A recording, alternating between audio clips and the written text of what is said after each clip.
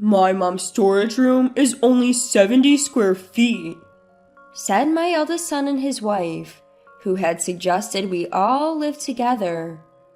Turns out the home renovation was a scheme to kick me out. After showing me around the renovated house, they finally dropped the bomb. I have a way to wipe the smug smiles off their faces, and now's the time to use it. My name is Sarah, and I'm 60 years old.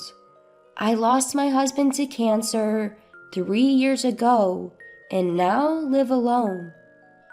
All my children are independent, and I'm the only one living in this old house. My eldest son and his wife have been suggesting a renovation, but I've been hesitant because of the memories attached to this home. All my children have their own families and live nearby. In the end, none of them left our hometown. I'm blessed with grandchildren and feel proud of my life. The only concern I have is my eldest son's wife, Jessica. I found her difficult to deal with ever since my son John introduced her as his fiancée. She's outspoken, which sounds good, but she often puts herself first, making me wonder why John chose her.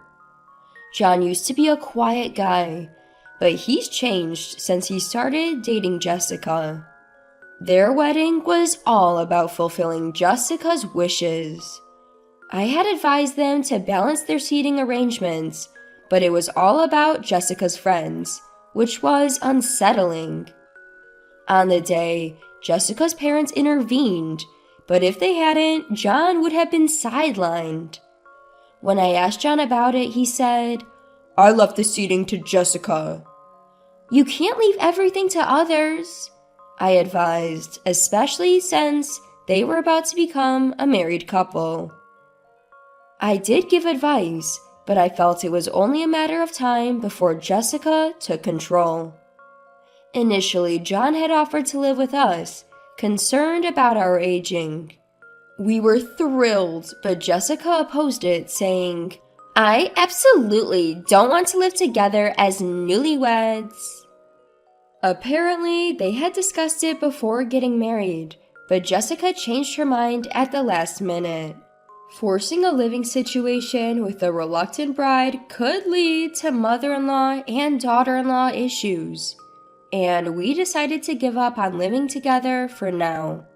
My daughter Emily is also very wary of Jessica.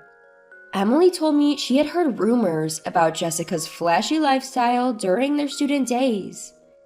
Jessica is indeed a striking beauty who lights up any room. I laughed off Emily's concerns, thinking they were just rumors born out of jealousy. Emily said, "Just consult me if anything happens." I'm grateful she's always looking out for me. 2 years after my husband passed away, John and his wife made a proposal to me. The time had come to consider living together. The apartment where John and his wife were living was becoming cramped with the arrival of their child. I was happy at the thought of them moving into my spacious but empty house, especially since my husband had passed away. Having my grandchild around would surely liven up my quiet days. I had no reason to oppose my eldest son and his wife's proposal.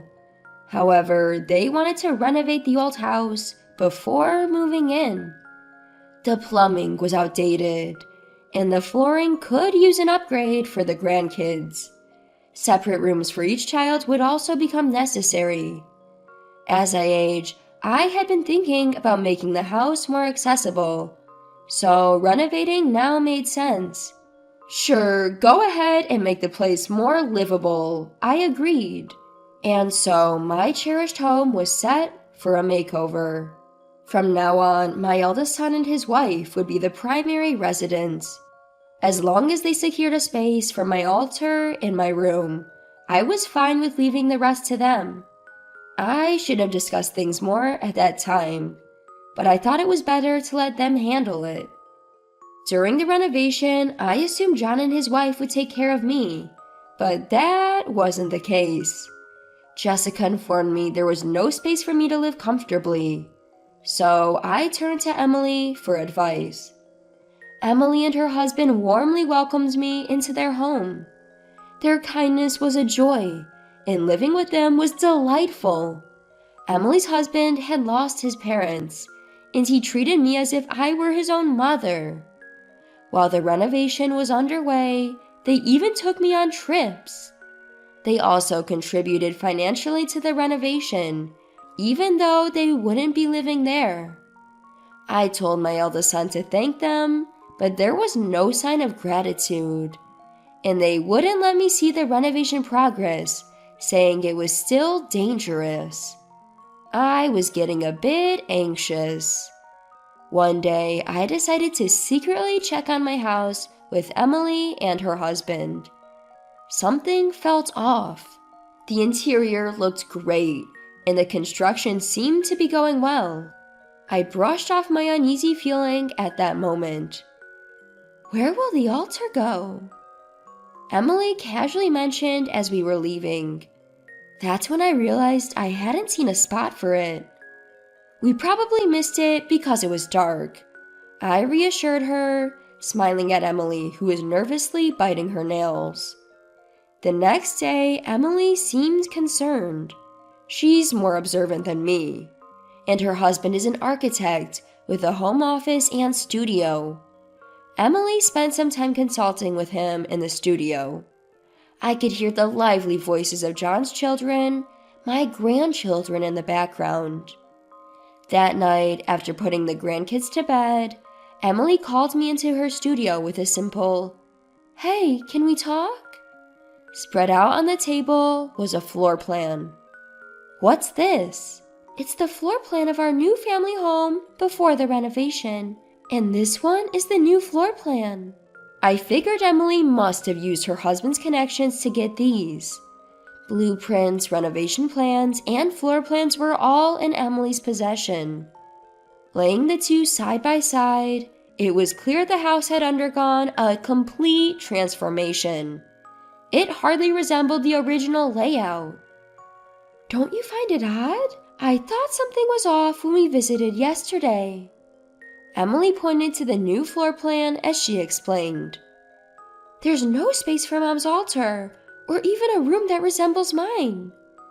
Upon closer inspection, she was right.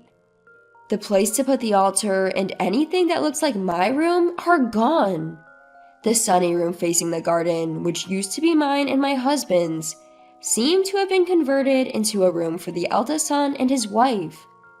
"This must be why they didn't want us to know the progress," Emily said, her face a mix of disbelief and frustration.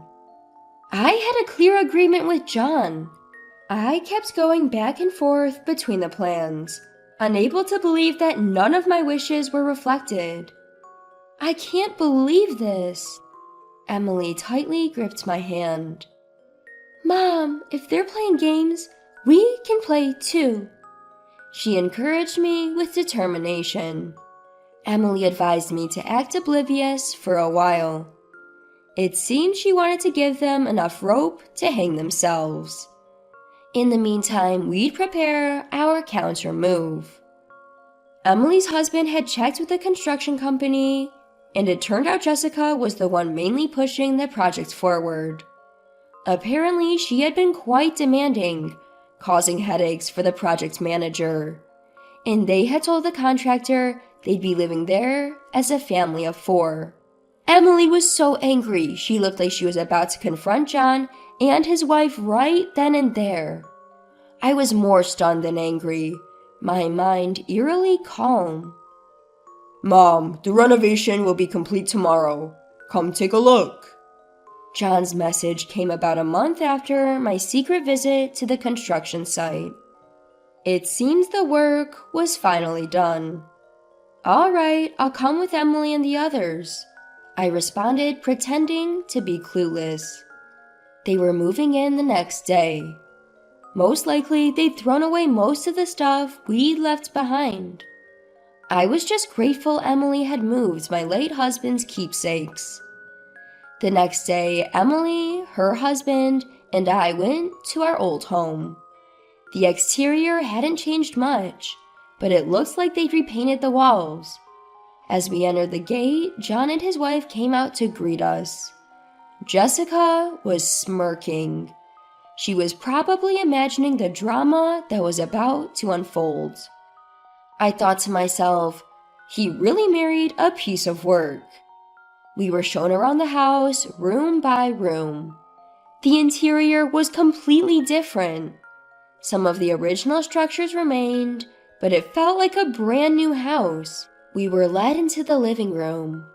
"It's beautiful. It's like a brand new house." Smiling at Jessica, I said, "It's really transformed into something beautiful." She grinned back, clearly proud, and went on to boast about how she had masterminded the entire renovation. "By the way, where's my room in all of this? And there's no space for an altar either?" You saw it. Your room is the storage room, John said, mocking me. Indeed, they had shown me a 70-square-foot storage room. It was a room with a tiny window that hardly got any sunlight. Probably the dampest room in the house. 70 square feet is enough for Dad's pictures, right? Hearing John's words, I felt a deep sadness. Where had my kind son gone? They probably thought my silence was due to shock. Jessica was looking at me with a nasty smirk. "Unhappy with my renovation plans? If you don't like it, leave. No need for an old lady here." I gently held Emily's knee as she was about to stand up in anger. Their true colors were finally showing. John and his wife had planned to take over the family home from the start. I understood that their apartment was getting cramped as their child grew. They knew I would help fund the renovation if they talked about living together. It was all a scheme by my eldest son and his wife. "So there's no place for me in this new home, is that it?" I asked, glaring at both of them. They nodded, smirking as if enjoying my dilemma. "Fine, I'll leave."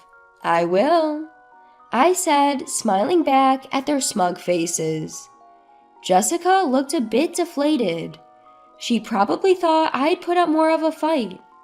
I think he probably wanted to tease me more. Emily called in someone who had been waiting at a nearby cafe. A man in a well-tailored suit appeared. He shook hands with John and his wife and handed them his business card. It was from a law firm, and they seemed confused. Another man arrived. With everyone present, I spoke again. "I'm leaving, so I'm selling this house," I declared, looking straight at John and his wife. They were both stunned. We had anticipated this and had prepared our countermove long ago. "What are you talking about? You're the one leaving. We renovated this place." Jessica started yelling, her face turning red. Ignoring her, I signed the final sale contract. This finalized the sale. Jessica's face changed when she noticed. "Wait, are you even capable of making sound decisions? Your signature has no—" She stopped yelling midway. Suddenly, the color drained from John and his wife's faces. They seemed to have realized a significant oversight. Mom, are you serious? John looked at me with questioning eyes. I nodded firmly. They were the ones who had started this fight. They had planned to kick me out and dump the house on Emily and her husband. I had always dreamed of living under the same roof with my grandchildren, filling the house with laughter and love. But John and Jessica shattered that dream, and I couldn't forgive them for it. I own this house. Since it seems I can't live here, I've decided to sell it. I've already spoken to a real estate agent about handling the details. Waiting at the coffee shop were a lawyer and a real estate agent. I had them on standby so we could finalize the sale immediately. John looked stunned as he read the sales contract.